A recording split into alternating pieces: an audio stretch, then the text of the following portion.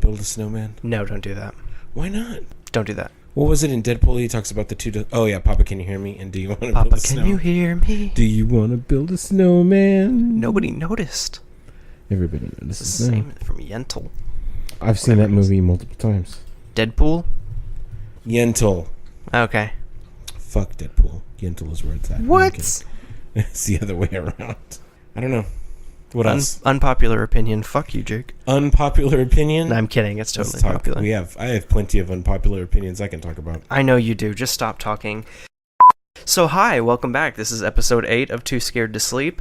And hopefully this episode will be released around the same time as episode 7. Again, we apologize for the delay that we've had, but, life happens. I'd just like to say that it's all Annabelle's fault. I mean, yeah, it is, but we forgive you because we have to. This is all at your house. She kept going out of town and getting sick and, I don't know, going to school. Why are you going to school still? We're going to do this full time. This is going to be our life. I have a 5-step plan. I have taken out a high-interest loan. That's how you do it. That's exactly how you do it. That's how all the business people are doing it.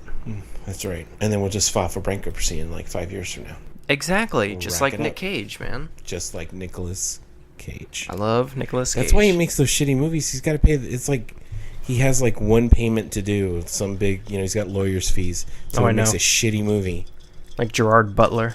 Wow, I feel bad for Gerard Butler. I do, because he can be a good actor. Everything has gone downhill since he was in Phantom of the Opera. I actually didn't realize he was in Phantom of the Opera. That's right. I bet you he wishes he wasn't in Phantom of the Opera. Yeah. But he was in Phantom of the Opera. Oof. I've got nothing. We saw each other 2 days ago. I know. And I've seen you since then. Yeah, I know. Annabelle, anything? Are you done? That's what you have to add? Is the coughing and the smacking and the chewing? I was trying to hold it in. Maybe you shouldn't inhale your food. Anyway, okay. Well, we don't have much to talk about, do we? No, not this time around. That's too bad. What should we talk about? Hello and welcome to Too Scared to Sleep. You ready for my story? I believe I'm ready for your story. Are you ready? Okay. Oh, yeah. I want to talk to you about Randy Weaver. Who dat? Exactly. Who is that? Randy Weaver was the center and the focus of something we call the Ruby Ridge standoff. Neither of you know what I'm talking about, do you? No, but I like the word standoff. I hate that you're so young. Okay. Randy Weaver was born in January 3rd, 1948. He's, 70-something years old right now? 70 years old because it's 2018. He was born in Iowa. Grew up in Iowa, joined the United States Army in 1968, and was in the Special Forces. He was stationed in Fort Bragg, North Carolina, and, this was at the height of the Vietnam War. He received an honorable discharge in 1971. So 68 to 71, he was in the Army, served during Vietnam. He gets married a month afterwards, and he's living in Iowa. And he originally goes to college, but he has to drop out because it's too expensive. Gets a job at a local John Deere factory. And his wife was working as a secretary, and then she became a homemaker once they started having kids. At this time, this is in the early 80s, there was an economic downturn at that time. Reaganomics had failed. Lots of people were losing their small businesses. Fuck Reagan. There were lots of people who were losing their small businesses. Factories were going out of business. Businesses were moving to China. They were moving to Mexico. They were moving to India. Things were getting outsourced. So lots of people were losing their jobs. This was also in the height of a very familiar to me, a Christian fundamentalist movement where, I know you just rolled your eyes, but just wait. You're going to roll your eyes even harder than that. I'm so excited. People honestly and truly believed that the end of the world was coming very soon. That the apocalypse was going to happen. And there's a couple of different views within mainstream Christianity and then even outside of mainstream Christianity, how the apocalypse is going to happen, what events are going to happen. I saw 2012. I know what's up. Right. Back in the 70s, there were these movies called Left Behind and A Distant Thunder that I watched, and they're very flower power kind of movies.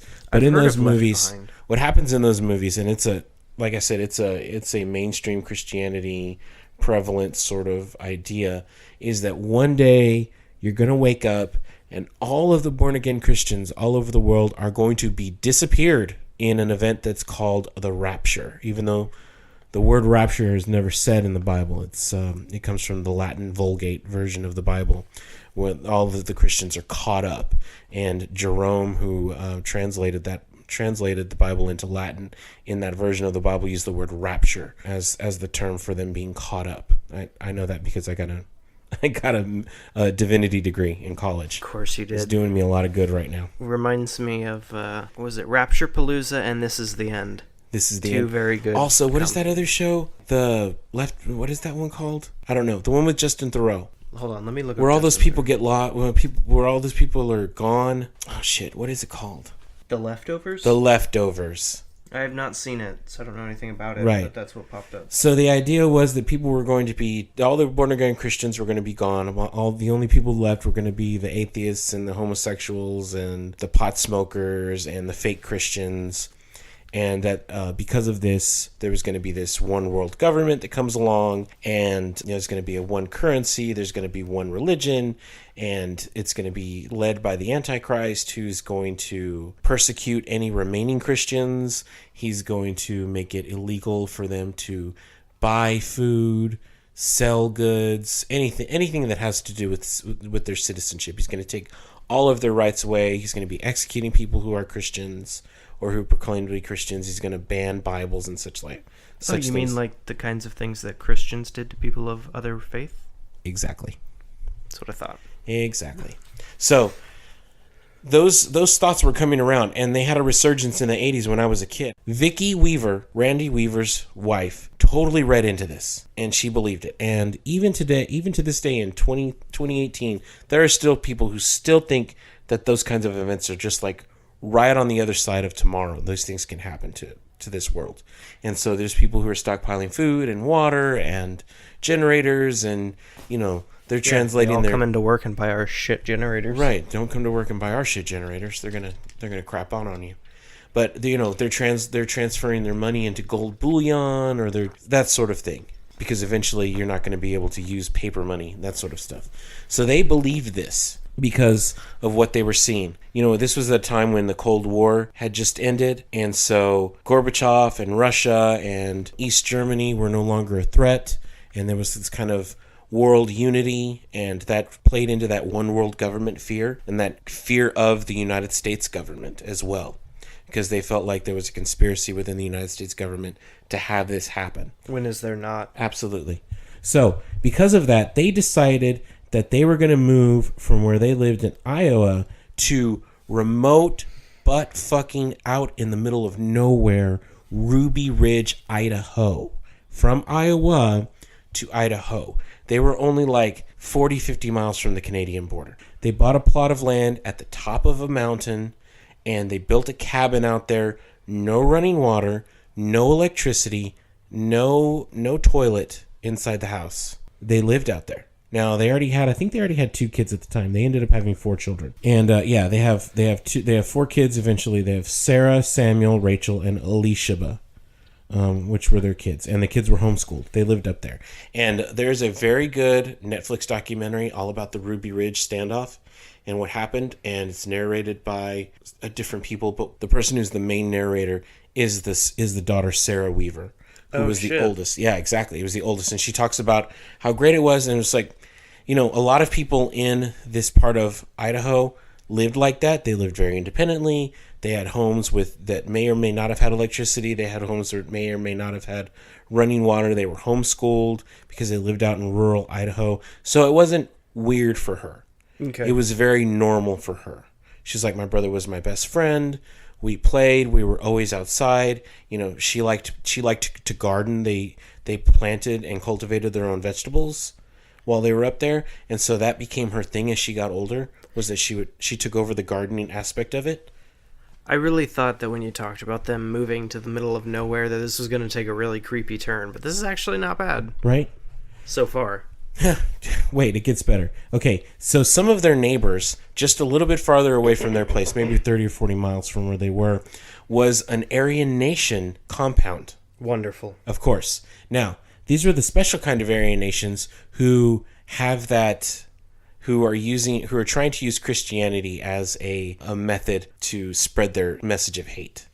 And it was a particular kind of Aryan belief that said that God wanted all of the white races to be the rulers of the world, and the white races are the true children of Adam and Eve, and that everyone who's black or brown or any other non-white color is actually a child of Satan, so that's why they're supreme and that sort of thing. But these are the kind of people, because there's stock footage in the Netflix documentary. These are the kind of people who wear swastikas on their arms and wear paramilitary uniforms and that sort of thing. So even though they're standing behind a pulpit with a Bible and crosses on the walls, there's also swastikas on their arms, and a lot of that racial hate is being presented to them.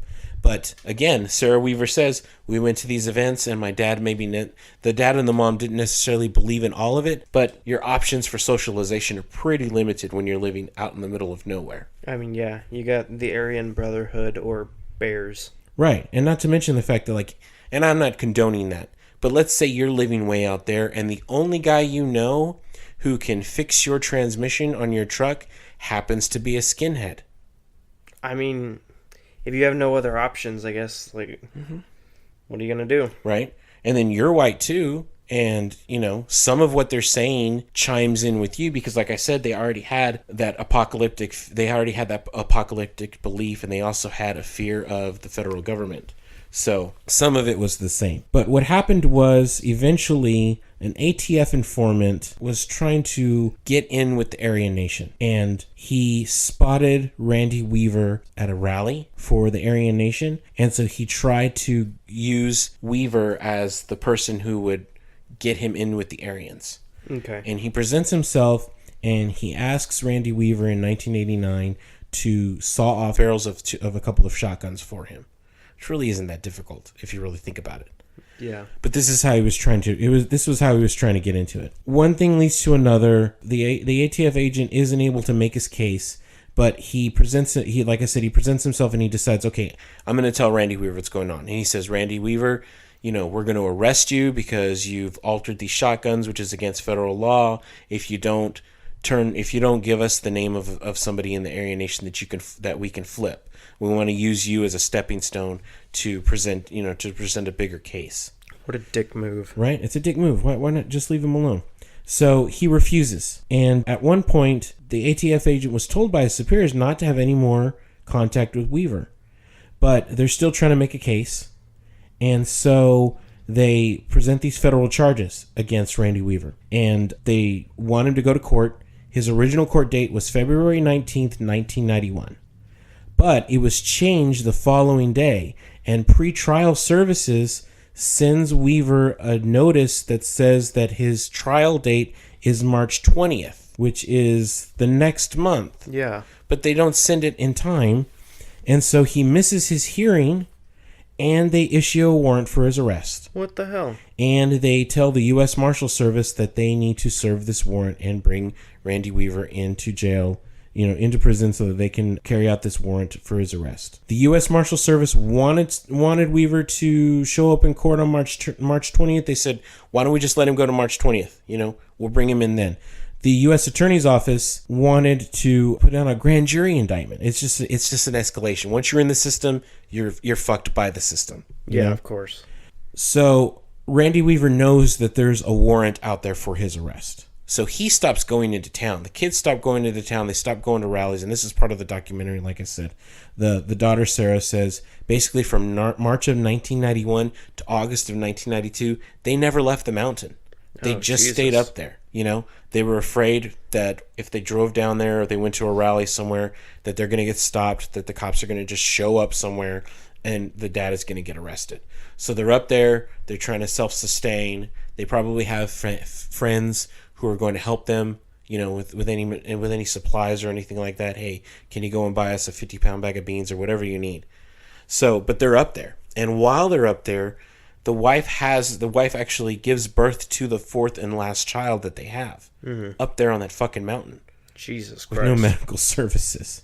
But it was crazy. The U.S. Marshals tried to work out a plan for voluntary surrender, but the U.S. Attorney's Office refused it. So he's directing the Marshal Service to try to figure out a way to do this, to try to bring this guy in. So they put him on surveillance. They got guys in fatigues, in military fatigues, carrying semi-automatic AR rifles, who are, on ridges out there, spying on the house with night vision goggles and sniper scopes, trying to figure out what's going on with the family. what they notice is that Randy Weaver and his oldest son, who's 14 at the time, they never leave the house without being armed. Oh, damn. They've always got a rifle with them, at least. So they realize that it could escalate very quickly. And so they're trying to say, no, it's not a good idea to try to go in loud. It is not a good idea to have a tactical assault ready for this guy. It's going to end badly.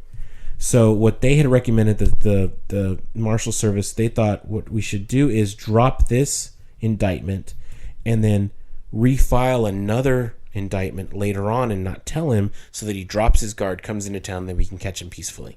When he's in town, when he doesn't have his rifle, when he's not in his own area. Yeah. Which is a smart move. But again, they said no. They want to get out of there. So this is where everything goes tits up. August 21st, 1992. 6 or 7 U.S. Marshals, like I said, in military uniform with military rifles, go up there to try to survey the area one more time. They split off into 2 squads, and they're looking. One of the squads is on high ground. The other one is coming up this one game trail towards the house. It's over, Anakin. I have the high ground. It is. It's over, Anakin. I have the high ground. Well, one of the Weaver's dogs catches either the sound of them or the scent of them and starts to bark. And he starts to bark and go crazy, and he starts to pursue them. So these U.S. Marshals are being pursued by a dog. What is the son's name? Samuel Weaver, the son, who's 14 years old at the time, and a 24-year-old friend of theirs named Kevin Harris left the house with rifles, armed, to investigate what the sound was. And the situation comes to a head, and it goes tits up. Also, Randy Weaver leaves the house at the same time, and they're coming on 2 different trails to try to figure out what's going on. Now, this is where it gets fucked, is because later on, Randy Weaver and Kevin Harris tried to tell the story one way, and of course the U.S. Marshals are telling the story the other way. Of course they are. Randy and Kevin say, we thought maybe the dogs had heard like a deer or some sort of game, and so we're trying to pursue for food.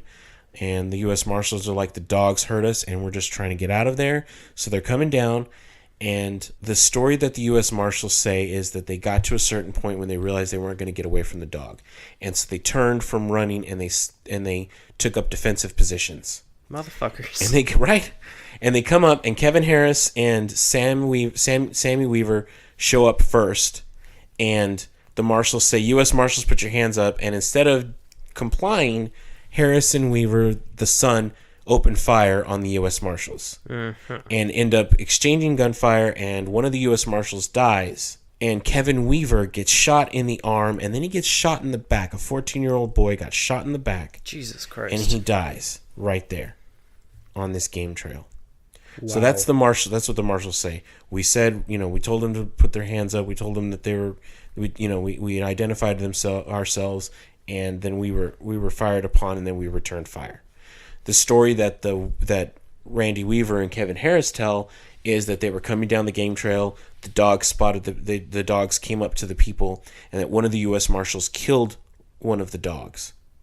And that when that happened, Sammy Harris said, "You killed my dog, you son of a bitch," and then started shooting. But either way, right then and there, August 21st, 1992, we have a dead U.S. Marshal, and we have a dead 14-year-old. And potentially a dead dog. Right, potentially a dead dog. The dog was definitely dead. So, and a dead dog. Both sides retreat. Randy and Kevin get back to the house, and they tell the family, they tell the mom and the 3 sisters, Sammy's been shot. He's dead. The wife just loses it. She's so beside herself.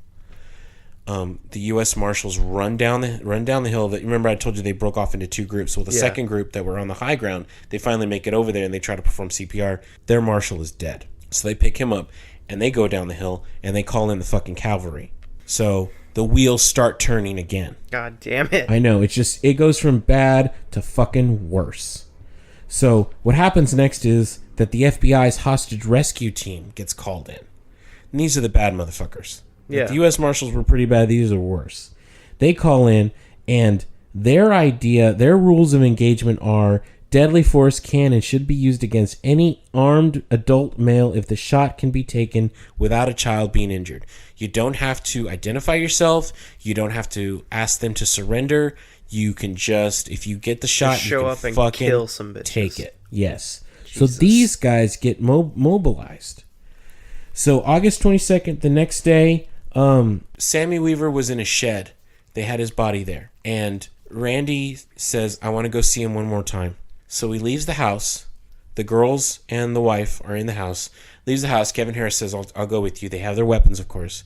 They go down there, and a sniper tries to shoot at them. Kevin, Harris, and Weaver are both shot going to the shed. They run back to the house. In their account, they still don't know who's being shot at, who's shooting at them. I mean, they assume it's the federal government, I'm sure. But they're running back to the house, and Randy gets in. He'd been shot in the shoulder. And as they're getting into the house, Vicky Weaver, the wife, opens the door for them. She's got her 10-month-old daughter clutched to her chest. Weaver gets in the house. Kevin Harris gets in the house, and Vicky Weaver goes to grab the door. And as she's turning, one of the FBI snipers blows her fucking head off. Jesus Christ. Takes the shot, blows her head off. What the hell? The daughter, Sarah Weaver, says she was standing right there. She says she heard the crack of the rifle. Something hit her face, and the next thing she knew, her mother was slumped on the floor with the baby in her arms. Oh my God! But the mom. What happened if the shot is clear and no child will be harmed? Exactly. You're gonna Not blow only a mother's that, brains out but when that she's holding a fucking baby. Exactly. But the bullet went through her and ended up in Kevin Harris's chest. Jesus. Yes. Because I'm sure it was a 50 caliber sniper round. So she's dead. Now we've got Sammy Harris dead. We've got Vicky Weaver dead, and they're in the house. And a bunch of injured people. Mm-hmm. Okay. So from then on, the Weavers and Kevin Harris never leave the house. Kevin Harris is in so much pain because he's already been shot in the arm from running back into the house, and now he's been shot in the chest. Sarah Weaver says in the documentary that he was just writhing on the bed, begging to be killed, begging to be put on his misery. God. Put out of his misery. And this guy's not even part of the family. He's not even part of the family. He's just a friend that showed up and was trying to be a good guy. And I know that I realize that I'm painting the federal government in a bad light. They're painting themselves in a bad light, all right? Yeah. But this was a bad situation gone real bad. Yeah.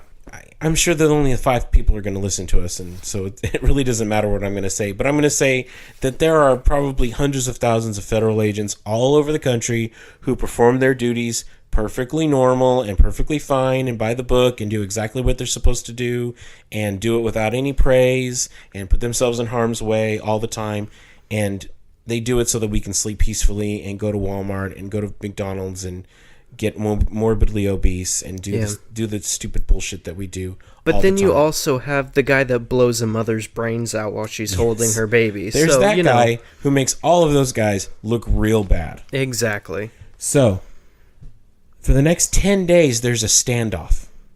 Jesus, 10 days? They called in everybody after this. They were like, at the height of the standoff, there were about 350 to 400 government agents, FBI, ATF, probably the fucking National Guard. That's too many guys, for one small house. That's such a waste of taxpayer dollars. And they're there with the helicopters and everything. They're all up there. Now, they don't know who's been shot. They think that a couple of people have been shot and injured. They only know that Sammy Weaver has been killed. They have no idea that Vicky Weaver has been killed at this point. So, the hostage negotiators that are there have loudspeakers, and every morning for those 10 days, they go up there and they say, Vicky, are you there? Vicky, we have blueberry pancakes here at the camp for the kids. Vicky, why don't you bring the kids out? That's got to be torture for that family. Yes, that only made Randy Weaver even more upset. I can imagine so. Right? Like, I get that the government didn't know, but like, Jesus, can you imagine having to see her brains get blown out all over you and the children, and then every day for 10 days you have somebody calling out to her? It would get to the point where I would go past being heartbroken and be like, these motherfuckers are mocking my family. Yeah. I'm gonna kill a bitch. He's got to feel some, no pun intended, white hot rage. Oh my God. About it. That's where I'm gonna go from here. Okay, so here's what's happening also. Down the hill, you've got reporters, you've got newspaper reporters, you've got the news. And I'll say this about the documentary. The documentary also paints the federal government and the government agents in a pretty bad light. But they only have one person narrating as one of the hostage negotiators. They interview one hostage negotiator. They interview Sarah Weaver, the daughter, and they also interview 2 defense attorneys that helped Randy Weaver with his trial after these events. Because spoiler alert, he survives. The defense attorneys talk about how the press briefings given by the special agent in charge were just like horrible. They didn't have any information. They didn't try to get any information. They sent a robot up there with the hostage phone because again, the family has no electricity in the house. They sent a robot up there, but it turns out the robot also had a rifle on it. What the hell? Right? What kind of robot? So they send the rifle. I mean, they send the robot with the rifle and the phone. The phone just sits on the porch. Nobody ever grabs it. They don't grab it. They don't go for it.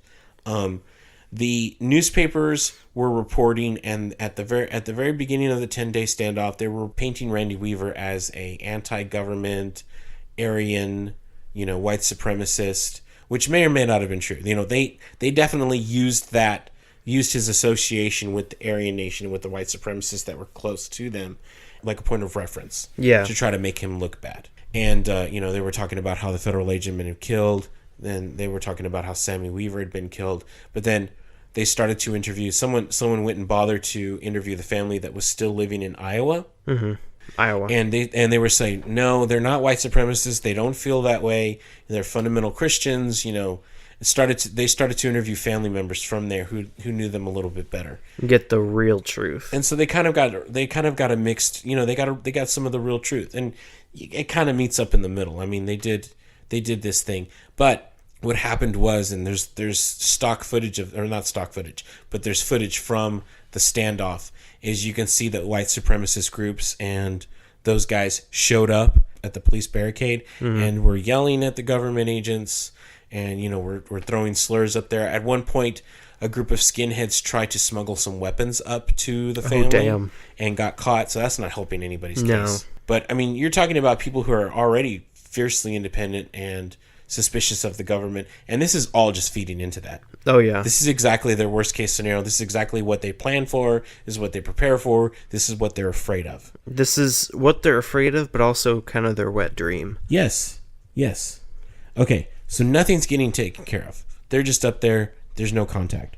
So what they decide is that a guy named Bo Greitz, who was a unbelievably decorated Army Special Forces soldier, he decides, and he'd also been a commanding officer for Randy Weaver when he was in the Army, he is going to show up and he's going to be the mediator. Now, Bo Greitz was, like I said, highly decorated, but also kind of a white supremacist as well.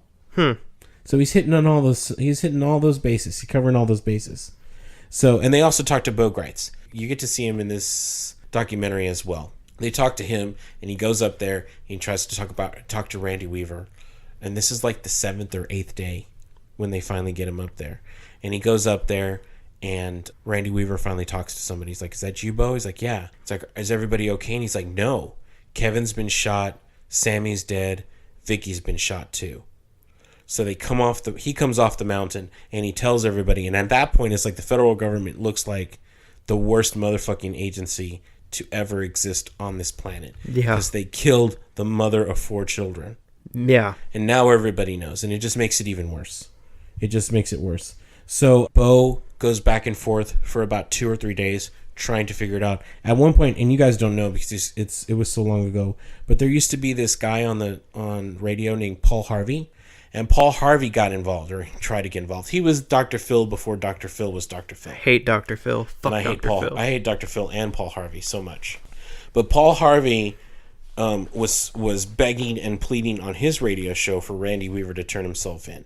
And he even offered to pay for a defense lawyer for him. So finally, after 10 days, Bo Greitz convinces Randy Weaver to come out of the house. Oh, okay. Oh, he also had, I think on the 7th day, they let Kevin Harris out of the house so that he could get medical attention. Okay, good. And he was just hurt. But it's just so sad that the story of the family really is sad. Because they walk out of there hand in hand, and there's 3 kids left, and Sarah Weaver talks about how she walked down the hill, and there were just all of these guys. They're all in, fatigues, army fatigues, and they're just hanging around. She's like, it looked like they were on a camping trip. It looked like they were completely divorced of the gravity of the situation that was happening just like a quarter of a mile up the hill. Yeah. You know, they're up there afraid for their lives. Mm-hmm. They're afraid of, getting near a window because someone might blow their fucking head off. And these guys down here are just hanging out. So, the aftermath. Weaver and Harris were charged with all sorts of charges based on all of this. Their defense lawyers did a really good job, of course. The federal government looked like shitheads. So, eventually, what the aftermath is, long story short, all of the charges were dropped except the original weapons charge. Badass. Everything else was dropped. All the criminal charges were dropped because they argued that it was in self-defense. It's like 14-year-old boy trumps U.S. Marshal any day. Sorry. I mean, look at all the shit that this government has done. No. Killed a 14-year-old, killed a dog, killed a mother. Killed a dog. Let's not forget the dog. I will never forget the dog. His dog's name was Stryker, too. Oh, Poor sweet baby. Where's Pappas? I want to love him, Pappas. I love you, baby boy. Anyway, so all the criminal charges get dropped. The only thing that stuck was that original bullshit weapons charge about the sawed-off shotguns. The family ended up suing the federal government and getting $3.1 million, I believe it was. They ended up getting damages for what happened. But again, scarred for life. Yeah. Absolutely. I hope the federal government is going to pay for all of the fucking therapists these people are going to need. Right. Not to mention the fact that, and one of the things that Sarah Weaver talks about is how, based on this, the FBI's Special Task Force, their rules of engagement were changed, and that the federal government uses the Ruby Ridge standoff as a training exercise of basically what not to do to make a bad situation worse. Yeah. So, that's that story. Are you ready? I am too ready. Too ready to sleep? Stop it. All right, anyway. My topic, mine's pretty not good. Today, I'm going to be talking about the one, the only, Albert Fish. Oh, God, this is the best. This is a real rough one. He also went by the nicknames The Gray Man and The Werewolf of Wisteria. So that's fun. So, too long didn't read version of it. This man was a murderer, a rapist, a cannibal, and a pedophile. So, hitting so many good bases right now. That's almost like when somebody wins an Emmy, a Grammy, an Oscar, and a Tony. You're right. Yes. It's the trifecta. It is. It's four. Quadfecta. Quadfecta. What the fuck am I supposed to say with that? It's the Grand Slam. We'll call it the Grand Slam. He's the Grand There's Slam. our title. It's the Grand Slam. I'll have a Grand Slam, please. Oh my god. The Grand Slam is a Denny's thing. I know it's a Denny's thing. Oh, Whatever. We're talking about Albert Fish. So he was born May 19th, 1870. He was born to a relatively normal family. He had some siblings, a mom and a dad. But let me guess, the mom was either deeply abusive or the father was an alcoholic and also was abusive. What did they do to him? They had to have done something to him. Let me tell you. This part's actually going to be kind of disappointing. I'm sorry I spoiled it. You should be. So, when Albert Fish was 5 years old, his father passed away. From what I could tell, it didn't seem like anybody was that abusive or super crazy religious fanatic or anything. But, like I said, he's 5, his father passes away. His mother couldn't support the family, so she sent Albert off to an orphanage. Now's when the dark shit starts. Okay. One of the punishments in the orphanage where he stayed was that they would make the children strip naked and they would beat the children in front of the others, like make the other kids watch while this poor naked child was being beaten. Here's where the weirder shit starts. Fish enjoyed the punishments and he found them arousing. Like he would enjoy watching other kids getting beaten. This poor kid. Right? So he stayed in the orphanage until he was about 9 years old, when Mom got financially stable and came back for him. So she actually came back for her kid. In 1882, he was about 12 years old, he started a relationship with a telegraph boy and started getting his freak on, but not in the good way. There were reports of him, we're just going to go for it, drinking urine, eating human feces, Ugh, gross. and he would enjoy making people undress in public bathrooms and watching them. He moved to New York City when he was about 20 years old, and he started his career as a male prostitute. This is also about the time that he started to sexually assault young boys. Okay. Yeah, so we're jumping right into it. It's like how your story went from bad to real bad. Ours is going to keep snowballing like that. Got it. So in 1898, his mother arranged a marriage for him to a 19-year-old woman, and he ended up having 6 children with her. He got a legitimate job as a handyman, and I think as a plumber, too? I don't know, he was a construction-y handyman guy. Unfortunately, while he was married to her, he continued to sexually assault boys. Most of them were under the age of 6. He also assaulted those with mental handicaps and African-American children because he believed that the police wouldn't investigate the black kids as much. That's the grand slam. That's the grand slam. We have got racism now, and then pedophilia, murder, cannibalism, rape. It's just super good. Right. It's just the worst. Oh, yeah. So he was arrested in 1903 for embezzlement and held in Sing Sing prison, where he continued homosexual relationships with the men in prison. As one does. As one does. I don't remember exactly when he was released. He was released after a couple years. After being released from prison, he became more obsessed with sadomasochism, and in 1910, he started a heavily sadomasochistic relationship with a 19-year-old man named Thomas. Now, some people said Thomas was mentally handicapped. Other people say he wasn't, so I don't know for sure. Point was, dude my age hooking up with this guy who just got out of prison and is into super weird, dark, kinky shit. Not the good kind of kinky shit. One of the biggest stories about Fish and Thomas was that Fish brought Thomas to an abandoned farmhouse and kept him chained up and tortured him for 2 weeks in weird sexual ways. Instead of killing Thomas, which Fish had planned to do originally, he continued to torture him. He then cut off half of Thomas's penis to have as a trophy. He cleaned Thomas's wounds and gave him $10 as a consolation. How much was $10 back then? I don't know. Wasn't that like $100 maybe? Something like that. However much it was, not enough to That's cover true. getting half of your dick cut off. For sure. And we have no idea what happened to Thomas afterwards. He was given the $10, his wounds were cleaned, he was sent on his way. And we never hear from him again. Never heard from him again. Not in this story.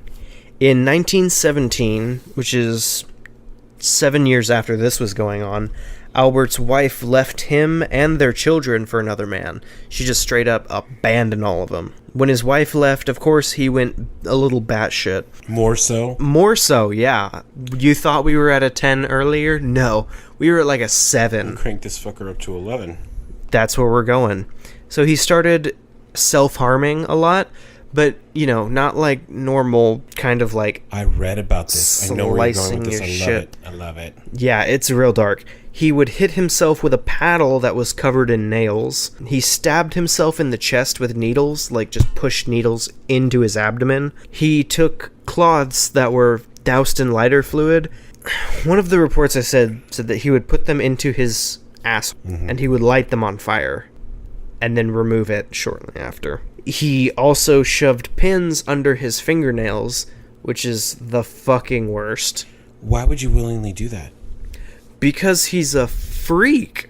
That's insane. That's real insane. And he did this all in front of his kids. And here's the kicker. He would make his children abuse him. He would make them hit him with various objects like it was a game. I'm mad at the mom for leaving the kids. I'm mad at the mom for leaving the kids, too. That's... But I'm more mad at Albert Fish for being a fucking freak. That's disgusting. Yeah. The only upside is that apparently he never molested his own children. It was only everybody else's kids. Oh, but they're still messed up. Yeah, no, but they're still fucked up. One of the reports I read said that the game was where Albert would get like mostly naked or entirely naked and kind of like get on his hands and knees and make his kids sit on his back, and he would tell them to hold up a number of fingers, and without looking, he would guess. And he said if he got it wrong, they would hit him once for every finger that the kids had up. So he just wants to be paddled. Yeah, but sometimes it was like with the nail paddle. Sometimes it was a regular paddle. That's right. Sometimes it was like, paint sticks, whatever they could find, basically. Baseball bats, pretty much anything. And he would get it wrong most of the time, So it's just got to be all sorts of dark. So back to the outside world, getting away from his super perfectly normal home life. Albert abducted and murdered children throughout the country. So it wasn't just one little area. He's a traveling man. He's a cultured man. Papa was a Rolling Stone. Papa was a Rolling Stone. Papa, can you hear me? And do you want to build a snowman? Exactly. Anyway, one of the more well-known victims of Fish, I don't remember the boy's name, but it was one of the boys he abducted and assaulted, and he strangled the boy with his own suspenders, and then just basically tossed him in the woods, and left him to be found there. Later in life, Albert grew a taste for raw meat, like from animals, which then kind of snowballed into him becoming a cannibal. Right. Billy Gaffney was a 4-year-old boy who was abducted in 1927 playing with one of his friends. The friend was also named Billy, if I remember correctly. Billy Gaffney was abducted. The other boy was taken too, but was not actually abducted. He was just basically moved somewhere else. They found the other Billy pretty quickly, and he said that, quote, the boogeyman took him being the other Billy. Jesus Christ. Yeah. They never found Gaffney's body, but Albert described in gruesome detail what he did to the boy. He mutilated and assaulted the boy.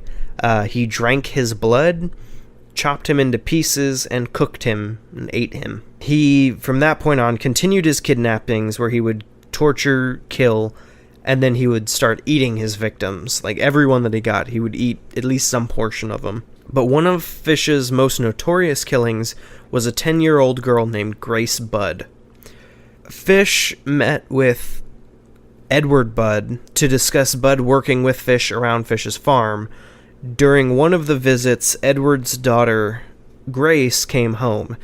Fish became enamored with her, and after spending a little bit of time with them, he invited Grace to come with him to a birthday party that his niece was having. Family, it was like early 1900s. Things are a little different. I was about to say, no one in their right mind would say yes. No one in the right mind would say yes now. Back then, they knew Fish. Fish was also going under the alias Frank Howard. But he, they thought they knew this guy, and, they'd been working with him for a little while. He seemed nice enough. He was kind of an older guy, but, he seemed harmless. The parents were like, sure, that's fine. Go have fun with other kids. Fish said, don't worry about it. I'll bring her home by 9 p.m. You don't have anything to worry about. Spoiler alert, they should have worried. Right. Was this the last time they ever saw her? This was the last time they ever saw their 10-year-old daughter, Grace. Fish took Grace out to the countryside, took her to an empty house.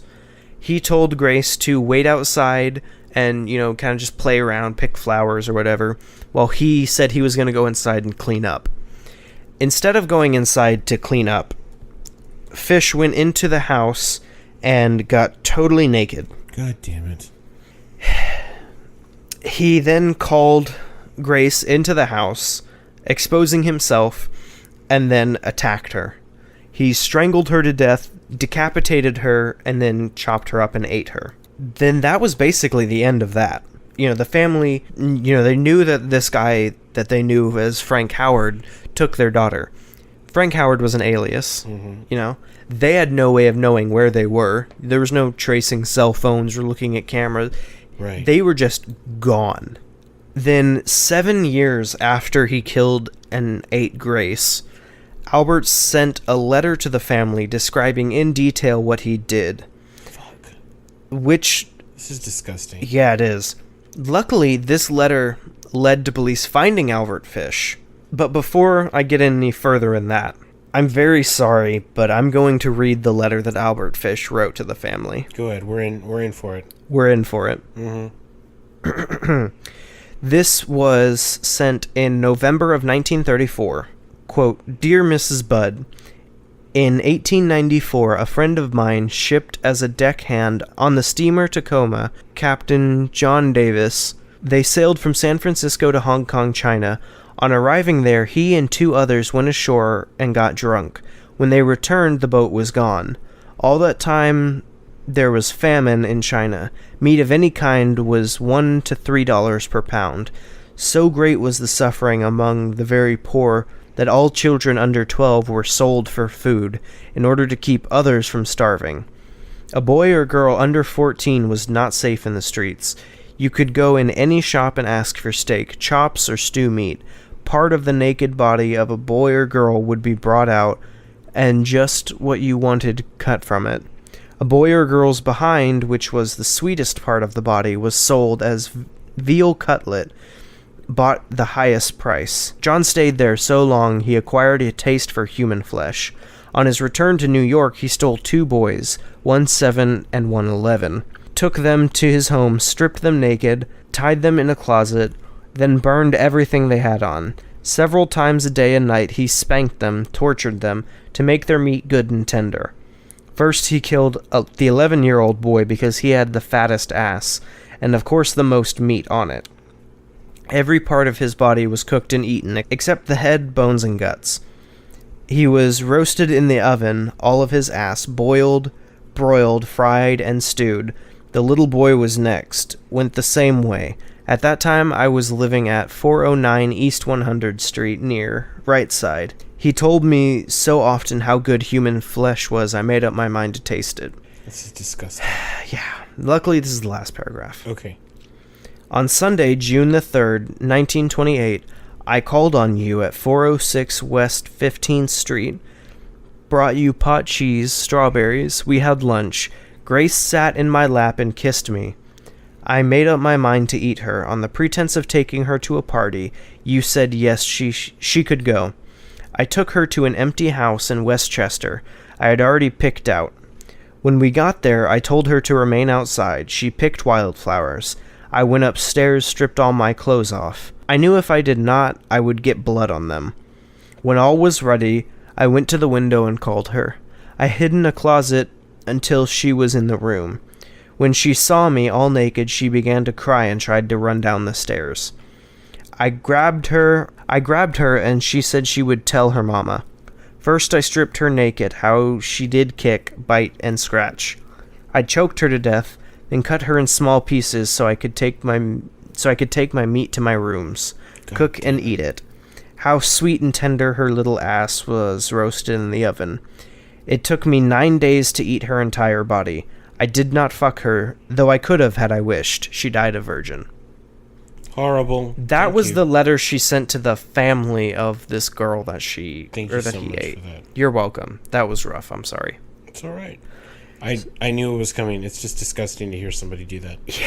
Yeah, it's real rough. The good part about this was that this letter led them to Albert Fish, because this was all handwritten, of course. He handwrote another letter somewhere else, so they were able to analyze the two, figure out it was the same person, and tie that to Albert Fish. Okay. He was arrested, and when he went on trial, he tried to plead insanity for his crimes, claiming that God had told him to kill children. During his medical examination, when they were trying to, they were seeing what was going on with him, they examined his brain. It was revealed that he had 29 needles embedded into his pelvis from his self-harm that were still there. Yeah. The trial lasted 10 days, and the jury found him to be sane and guilty. The jury actually believed that he was insane, but they didn't want to mark it off as insane because they wanted the death penalty for him, which he got. Which he deserved. I wish there was a way to kill somebody more than once. Right. In prison, he confessed to 3 other murders, 2 more stabbings, and various acts of cannibalism and rapes. He said at one point he had a child in every state. Or he had children in every state. My God. Yeah. He was executed in 1936, and fun fact, was the oldest man to ever be executed in Sing Sing Correctional Facility. Interesting. Yeah. James Dempsey was the defense attorney that worked with Albert. He was there for that. He saw the execution, and he talked with Fish right beforehand. He then met with the reporters right after the death of Fish, and he held in his hand several pages of notes that Albert had handwritten. We think that they were confessions of other things in great detail, just his crimes and thoughts. He had written these hours before his death. He gave them to Dempsey, and Dempsey came out and was talking to these reporters. The only thing he told the reporters was, "I will never show them to anyone. It was the most filthy string of obscenities I've ever read, and to this day, those notes have never been made public." That reminds me of Ted Bundy, and how Ted Bundy was rough too, yeah. Yeah, and how he confessed to a lot of his crimes right before he was put to death. Yeah. I don't know if you know this, but when Ted Bundy did an interview with a Christian, I would call him a Christian personality, but a guy named James Dobson, who's Dr. James Dobson. Yeah. Was that the one where he blamed everything on pornography? Yes, he did. Yeah. That is the one. Yeah. Yes. He met with Dr. James Dobson, which is from Focus on the Family, which is also called, when you think about Focus on the Family, you should think of Focus on Homophobia. That's what they really are. You right. And he blamed everything on pornography. Yeah. I'm like, oh no, you can watch porn for 1,000 years and never become a cannibal. Yeah. You can watch porn for 1,000 years and never kill a person. I don't think any amount of porn would ever make me think, wow, I really need to go kill and eat somebody right now. Right, that's not the point of it. At least not the stuff I... No, I'm kidding. Well. Just kidding. Edit that out. No, I'm not editing that out. Don't. But anyway, that was the horrible, horrible story of Albert Fish. I'm telling you, man. One of these days, when they've already sequenced the human genome, one of these days you're going to realize that there is a subspecies of human out there that is a predator, that is just a downright kill all of the other humans predator out there. And that's why there are some people who do these sorts of things. What kind of evolutionary trait survived so long that it was like, let's go into a dude and tell this dude that he needs to rape children and then kill and eat them? Well, I don't know about the raping, but the killing and the eating, I don't know. That would be a good sci-fi movie. Is like at the same time that a neurologist and a genome expert realize that there's a subspecies of predatory human out there, that like the overpopulation problem that we have on the earth tips ever so slightly, that suddenly that recessive gene or that latent gene that's just there that isn't activated suddenly activates in people and they start to kill and eat other humans. Oh my God. See what I'm saying? Yeah. That would be good. That would make it good. This is a zombie movie. Yeah, but they're all like conscious people and they can human. talk and live. Kind of. But the Strain's I haven't vampire. watched The Strain. Yeah, it's vampires. But it's about it's about the balance. It's like, oh my God. Perfectly balanced, as all Perfectly things balanced. should Like be. Z Nation. Or not, World War Z. Z Nation looks like it's shit. No offense if you guys like Z Nation, but from what I've seen, looks like a garbage show. If you've never read World War Z, you need to read it. You need to stop have. what you're doing. World War Z is good. Pull your pants back up and start reading World War Z. I'm gonna gloss over that. Stop playing with your knife and read World War Z. You're also playing with your knife. I don't want to hear it. I just told you I have. Well, I look at you in the eye Yes. and whisper your name. Stop it. Anyway, so this episode has been horrific for me, having to listen to Jake say that. Liar. Why are you lying? I'm not lying. If you say so. Well, Is that it? And we are grateful for everybody who's listening. We hope you have a fun and safe Halloween. Make sure, because fundamental Christians will tell you that there are razor blades in your apples and there are needles in your Tootsie Rolls, but that's also a myth. Just like creation. No, I'm kidding. Have a safe and happy Halloween, guys. Yeah, absolutely. We hope y'all have a blast. Be safe.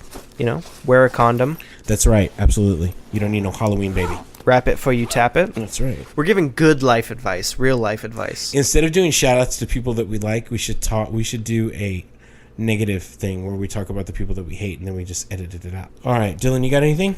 No, I think I'm good. This was fun. Annabelle's been ignoring us for at least the last 10 minutes. Annabelle's been asleep with her dog for the last 10 minutes.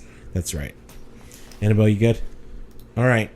Well, if that's it, we wanted to again thank you for listening. Follow us on Facebook and Instagram, and we hope that we have left you too scared to sleep.